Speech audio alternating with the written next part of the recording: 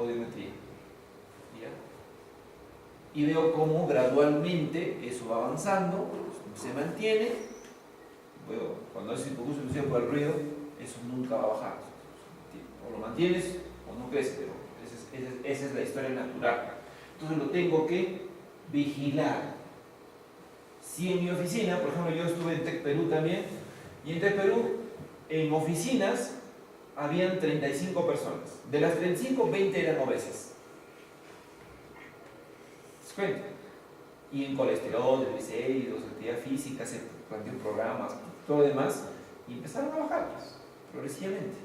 Progresivamente empezaron a bajar de peso, por un tema de salud. Pero eso le das tú, ¿te das cuenta? Y eso mucho tiene que ver cuánto llegas a tu trabajador para que cuide su condición de salud. Porque si tú ves a tu gordito y, sí, tiene que hacer dieta, pero no lo vigilas, no lo va a hacer. El gordito en mina, ¿qué pasa? El gordito en mina lo tienes vigilado. Sale de vacaciones, de días libres y te desmanda totalmente, llega con un kilito más. Y lo que trabajaste esos 15, 20 días, eso es todo un tema, eso es llegar a tu trabajador. Y eso lo hace el médico ocupacional, al que ustedes tienen que apoyar de una manera u otra. Y siempre es evaluarse los resultados del mismo, siempre. Un programa. Sí. En realidad le falta poco para terminar, ¿no? Si no, descansamos un rato y terminamos, ¿ya? Sí, mejor, ok. Listo. De que produzca algún tipo de lesión.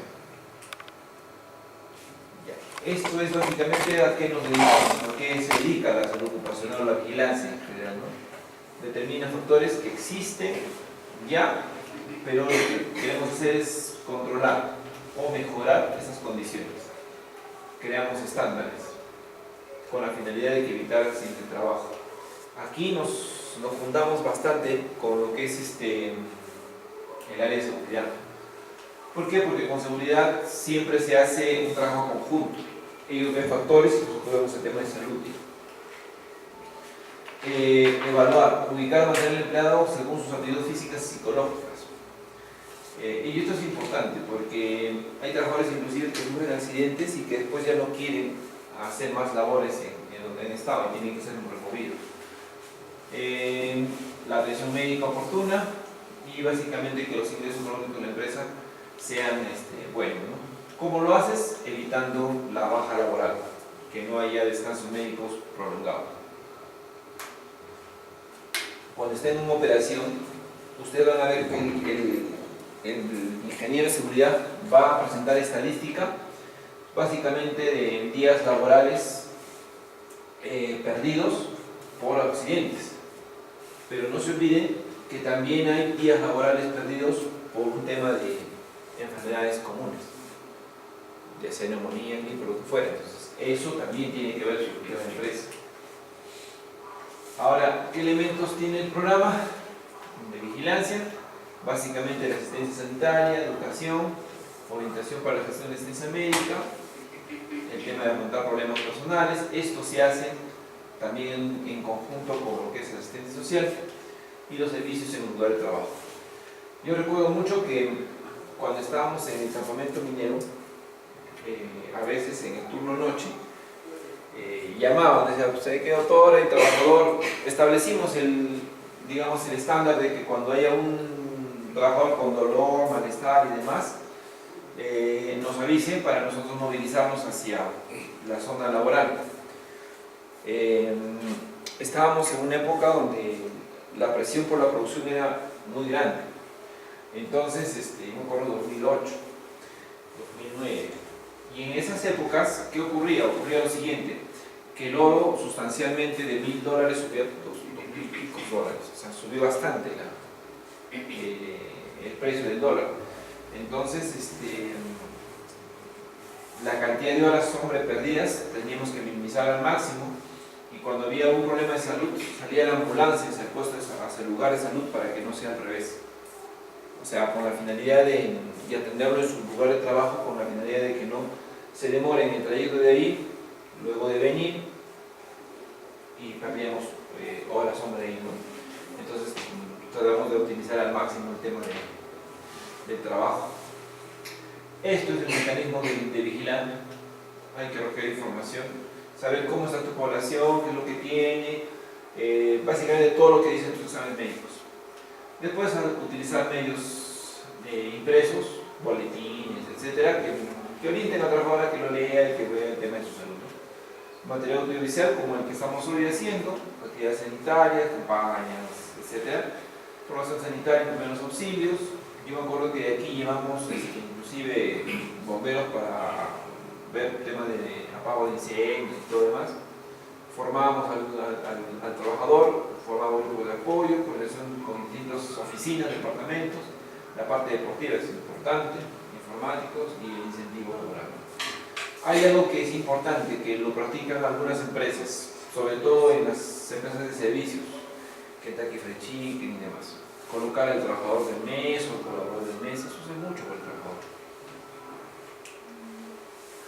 ¿Ya? Y bueno, en general un programa de vigilancia, si se dan cuenta, conjuga todo, totalmente todo. Nosotros estamos dentro de la rueda, dentro del ciclo, y todo a través de seguridad y higiene industrial, y además el tema medioambiental. Cuando todo esto se conjuga, se hace realmente un buen trabajo de seguridad y salud ocupacional. ¿Ya? ¿Por qué? Porque nosotros evitamos básicamente el tema de salud. La higiene industrial habla del proceso de la empresa junto con la seguridad, y el tema ambiental, obviamente, que tu gestión como empresa, que evitas accidentes y todo, no tenga que tampoco dañar tu sistema o tu medio ambiente. Entonces, esto es el conjunto que se hace, de actividades que se hacen en vigilancia ocupacional: evaluaciones médicas, diagnóstico de salud, si es que hay algún tipo de lesión, daño, etc. Vigilancia epidemiológica ocupacional, y esto de vigilancia epidemiológica es el que va a determinar qué actitud tenemos. Por ejemplo, si han ocurrido más accidentes en el área de mina, por ejemplo, cuando hacen por ejemplo, el carguillo para poder hacer su voladura secundaria, primaria, entonces tenemos que actuar a ese nivel, de acuerdo a lo que la estadísticamente se presenta. Este ausentismo laboral es otro elemento importante, porque acá básicamente tenemos que saber cuál es la morbilidad más común, ¿ya?, en la empresa, para poder determinar y evitar el ausentismo. Capacitación, obviamente esto de salud es importante. El tema de coordinación con entidades de salud, recreo, deporte y cultura, esto con el trabajo de asistencia social, primeros auxilios, visitas a los puestos de trabajo, y eso es lo que nosotros enmarcamos en épocas de alta producción, y la parte de información y registro, ¿no? Esto en general son los indicadores que ustedes van a trabajar, no solamente en la parte de salud, ¿no?, su médico, sino esto lo va a trabajar su ingeniero de seguridad, ustedes como supervisores de seguridad. Tasa de incidencia de accidentes, básicamente es el total de accidentes de trabajo por el total de trabajadores. Esta tasa es referencial, porque esta tasa lo que le va a ayudar es a establecer anualmente cómo va en tu desempeño. Esta tasa de incidentes va a ser menos en la medida de que ustedes establezcan un buen uso del reporte de incidentes. La ley es inversamente proporcional. Por ejemplo, mientras más reporte de incidentes tienes, menos accidentes vas a tener. ¿Por qué? Porque tus supervisores, bueno, hay quienes hacen incidentes. Yo recuerdo que hubo un tiempo en el que decían, el trabajador tal me miró así, ¿no? Lo reportaban por cualquier cosa. Y teníamos incidentes por criminales, pero por ejemplo, esto es inversamente proporcional. Incidentes sobre accidentes. Mientras más incidentes tengas, esto es menos. ¿Ya? Esto es así. A mayor incidentes, menor accidentes. Así funciona esto. Yo recuerdo que el año 2006, 8 fue, vino Sinemín a la empresa minera. ¿Y qué ocurrió? Nos evaluó esto de acá. Nos pidieron el registro estadístico de todos los incidentes accidentes. Y resulta que habíamos tenido 4 accidentes en el año, pero teníamos cerca de 400 reportes de incidentes en el año. Más o menos un punto y pico reportes por día. Bueno, justo es 1.1 sería. ¿Ya? Y el supervisor de Sinemín nos dijo: esto es falso. Esta información es irreal. Porque para tener una tasa tan alta de accidentes, que eran 4, nosotros teníamos en ese entonces 400 trabajadores, era demasiado alto, ¿ya? Que tengas tantos accidentes con tan bajo reporte de incidentes. Hay más incidentes, pero lo que falta aquí es la cultura del reporte. Y eso es algo en el que voy a incidir siempre en ustedes y en todos los grupos que voy a trabajar, porque el reporte de incidentes es muy importante. No para castigar al trabajador, porque en antaño se hacía eso, ¿no? Como decía en el hospital, la vieja guardia trabajaba así. El ingeniero de seguridad de su empresa era como el perro de casa.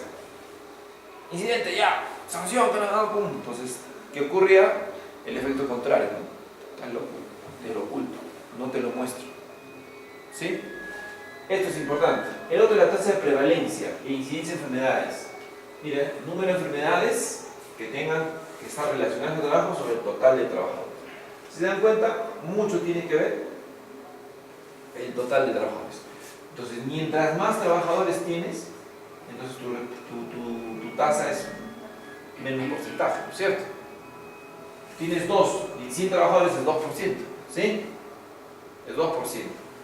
Tienes 4, son 4% y es alto. La tasa normalmente debe bajar del 1%. El índice de frecuencia de estados prepatológicos, número total de estados prepatológicos, pacientes que tienen alguna lesión de fondo, diabético, hipertenso, con gastritis, eso. Frecuencia de accidentes. Este es otro elemento que van a ver que las aseguradoras evalúan. Total de incapacidades temporales sobre exposición a la zona. Por eso es que en empresas grandes ustedes van a ver, llevamos 100.000 horas sin accidentes de trabajo. ¿Han visto eso? Ya. ¿Por qué? Porque mientras más horas de exposición tú tengas y menos accidentes tienes, entonces esta frecuencia es bajísima. Es bien baja. Entonces, pero si tú tienes incapacidad temporal, significa que aquel accidente que te ha generado varios días de descanso médico. Y el otro es la gravedad. Número de días cargados al descanso médico por exposición de horas. Entonces, siempre las empresas grandes buscan esto, tu frecuencia y tu gravedad, reducirlas a su mínima expresión. ¿Y cómo se puede hacer esto? Con cultura de reporte. Avisar que algo está pasando que puede generar un accidente. A veces lo confundimos, no, y de frecuencia, no. Pasó un accidente, no lo reportes. No, eso ha sido común y al final se genera todo un problema. Listo. Por ahora, fin. Por ahora. Su compañero me preguntaba, sería bueno que me presente. Creo que la presentación fue muy rápida.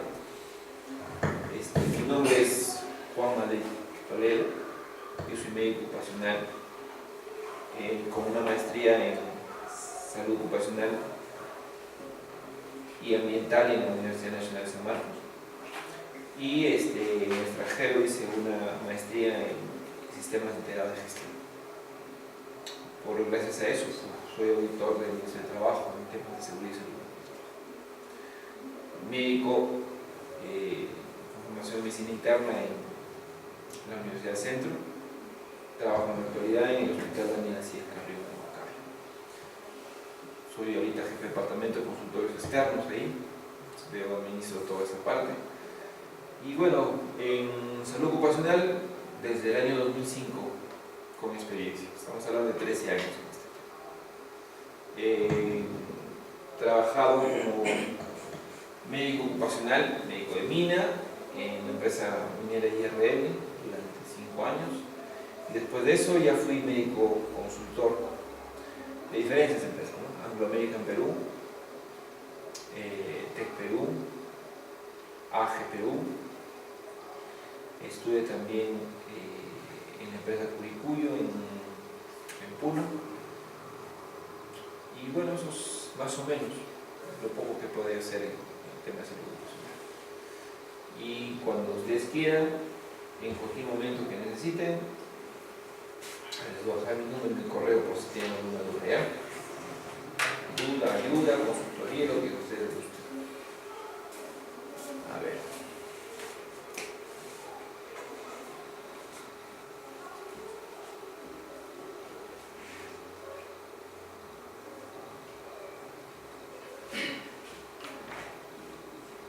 Este es mi número, ¿ya?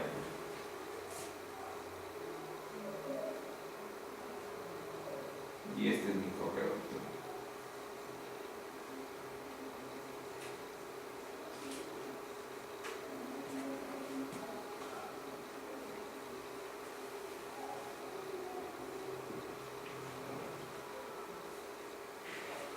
juanmaldite@gmail.com. Si tienen alguna duda, consulta, alguna pregunta, estaremos ahí para poder ayudarlos, apoyarlos, despejar sus dudas, y si no, por lo menos encaminarlos que lo puedan realizar. Respecto a lo que hemos conversado el día de hoy, ¿hay alguna duda? ¿Hay preguntas sobre el tema? ¿Algo quieren hablar? No estoy de acuerdo con esto. Sí estoy de acuerdo. ¿Algo que me quieren decir? Sí. Una consulta. ¿Y cuáles son los requisitos para inscribirte en una agencia de trabajo para ser habitante? Ah, ya. Eso está establecido en el Decreto Supremo 014 del año 2013. El decreto Supremo 001. 01, sí. No, 014. ¿Qué te pide? Te pide ser profesional,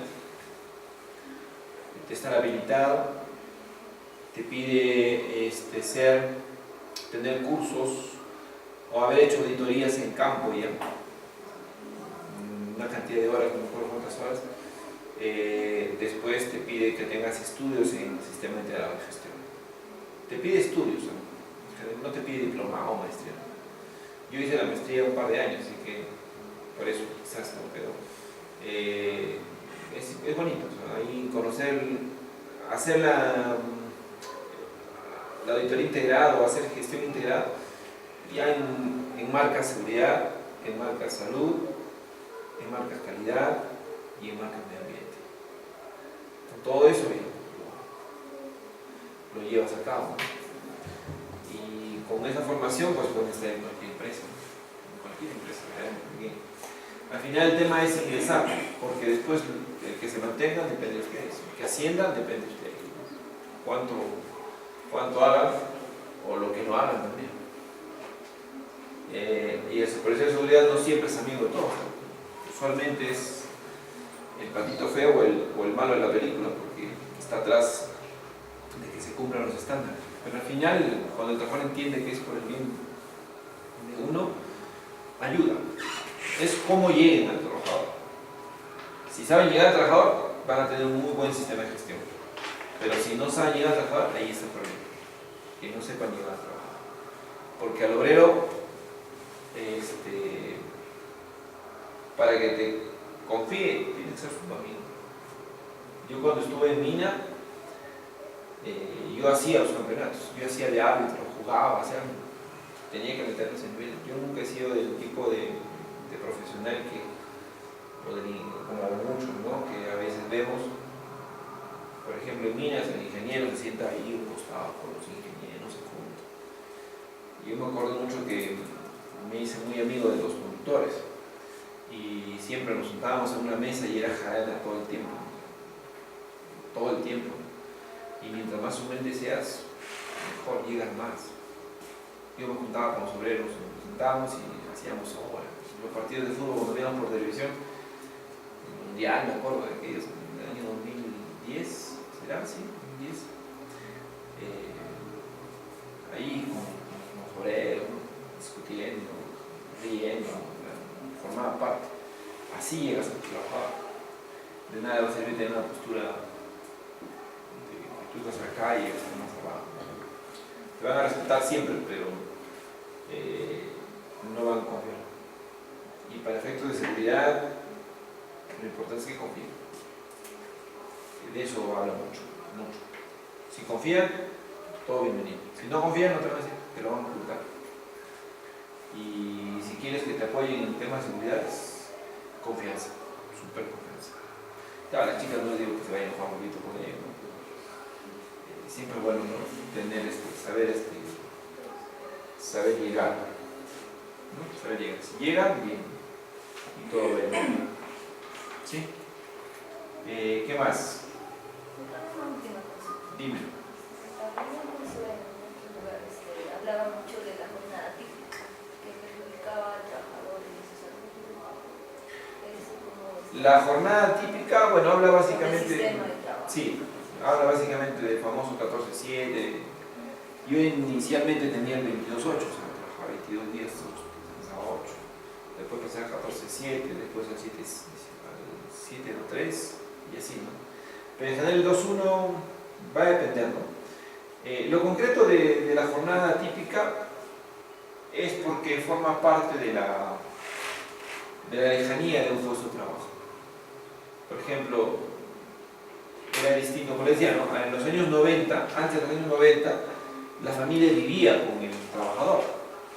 Vivía, entonces, ¿qué pasaba? Por ejemplo, ahí había jornada de 5 a 1. Entonces, el trabajador entraba a las 5 de la mañana y salía a la 1 de la tarde.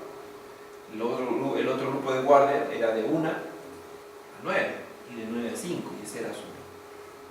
Pero vivían al costado de su casa, ¿no? De ahí salían había colegio, había todo.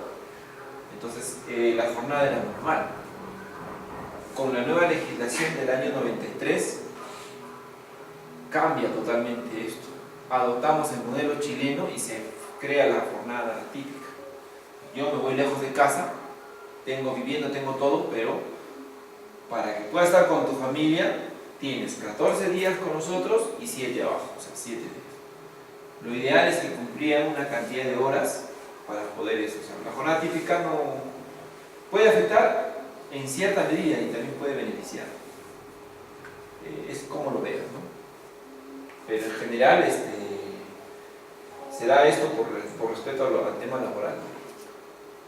Más o menos 8 horas laborales por la cantidad de días en el mes hacen lo que en horas de trabajo, por ejemplo 8 por 30 son 240 horas más o menos que deberías estar trabajando, y en jornadas atípicas eso se cumple. Porque no siempre estás en el trabajo. Las guardias en mina no son de 8 horas, son de 12 más o menos. Más o menos. Y en 20 son más o menos 220 horas, que más o menos compensan las 240 que debes tener al mano. ¿Se cuenta? Entonces, en horas de trabajo no es. En temas de familia sí, porque está lejos, ¿no? Y en un momento en el que estés sin ti, entonces forma parte de trabajar lejos, forma parte del trabajo en lejanía. Pero en general se respetan todos los derechos, porque también tienes tus horas de descanso, empieza tu día libre dentro. O sea, hay días en los que no te programan, después de una noche descansas todo el día, y hay campamentos mineros que hasta gas sintético bonito tienen bien techo afuera. Bueno, ya en la empresa minera donde yo laboraba, Minera IRL, teníamos una cancha de fútbol de gas sintético y bien techado. Entonces, terminaba a las 2, 3 de la tarde, entonces los sábados, domingos, ya vamos a jugar y bajamos a jugar. Hacíamos campeonatos todas las semanas y fines de semana jugábamos. Y formaba parte, ¿no?, de la recreación que uno tiene que tener como parte de tu actividad. Y así. Entonces en las noches íbamos a una sala de billar donde jugábamos fútbol de mesa, ping-pong, y entonces había zonas de recreación. Así que hay empresas mineras que están tan alto que no tienen la suficiente comunicación y no hay forma de comunicarse vía celular. Pero hay empresas donde el trabajador está acá y le llaman su familia donde está trabajando. O sea, no hay mucha. El tema de la información, de la comunicación, con el tema de celulares y todo, mejora muchísimo. Muchísimo. Así que por ahí no hay ninguna. No se soslaya ningún derecho, ¿no? ¿Alguna otra pregunta? Sí. Quería preguntarme, en las minas, los trabajadores de minas mayormente salen, los retiran, digamos, de su trabajo porque tienen mayormente, digamos, males en la sangre. Por ejemplo, uno de ellos dice que se les espesa la sangre. Y ese hecho, ¿a qué se debe? ¿Al ambiente, a la alimentación, a los minerales? Ya que usted hace mención de que ha trabajado en otros lugares, pues me pregunto, ¿no?, si no se puede ver. A ver, el trabajador de altura, de por sí, la cantidad de glóbulos rojos que tiene es alta en relación a una persona a nivel del mar. ¿Y esto es por qué? A nivel del mar y en la altura, vamos a aplicarlo bonito, ¿sí?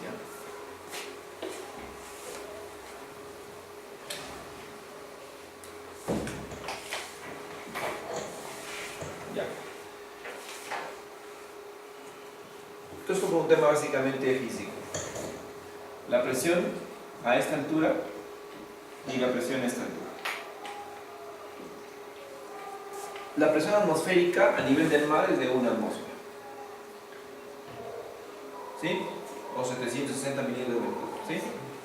Aquí es más o menos 0.8. En la altura es mucho más baja la presión. Por eso es que la temperatura, incluso la temperatura a la cual hierve el agua es mucho más baja, 90 grados, 80 grados centígrados. Nosotros cuando respiramos, ¿qué pasa? Le conocemos la fracción de inspiración de oxígeno, ¿a qué se debe? En el aire, el nitrógeno está más o menos en un 78%. En el aire. Oxígeno, 21%. Y otros gases, 1%. Así está compuesto el aire. Pero como aquí hay más presión a nivel del mar, el gas está bien concentrado. Está bien concentrado. Como aquí hay menos presión, el aire está menos concentrado. Por eso es que cuando tú vas a Lima, el día que viajes, cuando tú vas a Lima sientes espeso el aire. A mí una vez llegando a Lima, ¿cómo se siente espeso el aire? Esta deficiencia de aire hace que tu cuerpo diga, ¿sabes qué? No hay mucho aire, necesitas producir mayor cantidad de glóbulos rojos para compensar esa diferencia de presión. Y por eso es que un trabajador de altura, la hemoglobina es de 18, aquí de 13 a 15. ¿Se dan cuenta? Porque estás compensando esa diferencia de presión. ¿Sí? ¿Qué ocurre? Hay trabajadores que no solamente es 18, sino es 20, 21 y así va subiendo. Esta condición hace que el trabajador de sierra, de altura, sea un poco más oscuro, sus labios sean un poco más oscuros, ¿sí? Y hay quienes en esta altura se eleva por compensación acá, pero si lo bajan a nivel del mar, se baja a 18, 17. Entonces, ¿qué ocurre? Si tú tienes un filtro de aceite en tu carro, el aceite es finito, ¿no es cierto? Si a ese tu carro le pones el aceite más espeso, ¿va a filtrar bien o no va a filtrar bien? Tiene diferentes, es lo que pasa con el cuerpo, tiene diferentes síntomas, mareos, ¿no es cierto? Y todo, dolor de cabeza. A eso nosotros le llamamos poliglobulia, ¿ya? Y por eso es que ¿y qué ocurre? Si tú tienes, estadísticamente, decimos que si hemoglobina mayor a 18 es poliglobulia, entonces necesitas bajar a 15 para estar bien, ¿sí? Pero una situación de altura es imposible, porque esto te genera dificultad y el famoso soroche, náuseas, vómitos. Por eso es que en altura nosotros pedimos valores de 18 hasta 20 como máximo. Pasado 20 ya sí puede generar problemas, como se llama, de síntomas que te pueden perjudicar. Eso es lo que pasa. En altura, por compensación, tiene que ser alto para que tú aguantes una altura semejante. Estamos hablando de acá 4.500 metros hacia adelante. ¿Sí? En cambio acá no, pues. Acá 3 a 15 es normal. Pero con 3 se sube acá, y si los que han estado en minas, ¿qué ocurre? Llegas a la mina y están vomitando, están con dolor de cabeza porque no tienen esa compensación. Porque esa compensación va a demorar más o menos una semana en compensar y elevar un poco su hemoglobina antes de adecuarse. Por eso hablan del famoso tiempo de adecuación. Y del tiempo de adecuación, el ejemplo más clásico es la selección de fútbol. Hoy dice que va a jugar en Bolivia, en La Paz, dice ya, pero tienen que ir a entrenar una semana antes a Arequipa, a Cusco, para que se adecúen. Sí, tiene mucha razón, porque van a empezar a producir. Ahora, el otro elemento que ocurre es que en minas, el alimento principal es la carne roja, ¿sí? Y eso condiciona que esto se eleve, ayuda. Pero una cosa es que llegue a 20 y otra cosa es que esté en 22, 23, cuando la cosa ya va demasiado en alza. Entonces, hay empresas que a veces no toman en consideración esto, sobre todo aquellas empresas que no tienen médico. O dice que está 18, está muy alto, tienes que sacarte sangre porque si no ya, pero si hubiera sido el médico el que lo evalúa, dice no, para esa altura está bien, 18 pasa. ¿Entiendes? Pero de esto muchas veces se aprovechan las clínicas ocupacionales. 18 ya, dice, ¿sabes qué tienes que pagar en tu consulta? Mi médico interesa cuesta tanto, el procedimiento cuesta tanto, y lo hacen, porque quieres entrar a trabajar, ¿no es cierto? Y lo hacen, pero no tienen criterio clínico. Por eso de ahí que la importancia es que tus niveles o tu criterio clínico para exámenes médicos lo haga el médico. No lo copies y pegues de cualquier otra empresa. Tiene mucho que ver con lo que hace. Entonces, nosotros, ahorita a esta altura 3200, Huancayo, fácil le vamos a 18. Y eso no significa que estemos mal. ¿Se entiende? Los libros de medicina hablan de 13 a 15 en varones, ¿sí? Pero esos libros de medicina están hechos a nivel del mar, no están hechos en altura. Entonces, de ahí que nosotros en investigación, por eso es que acá en la Universidad Centro existe una sociedad de medicina de altura que está en correlación con un colegio médico. ¿Con qué finalidad? Establecer cuáles son los criterios de altura, que son distintos con los niveles que están a nivel. ¿Entienden? Por esa razón es que decir por hidrobulia 18, no. Yo tengo 17 hemoglobina acá y no estoy mal. Forma parte de mi adecuación a esta altura. Y les apuesto que llegaba hasta 19 estando en 4800.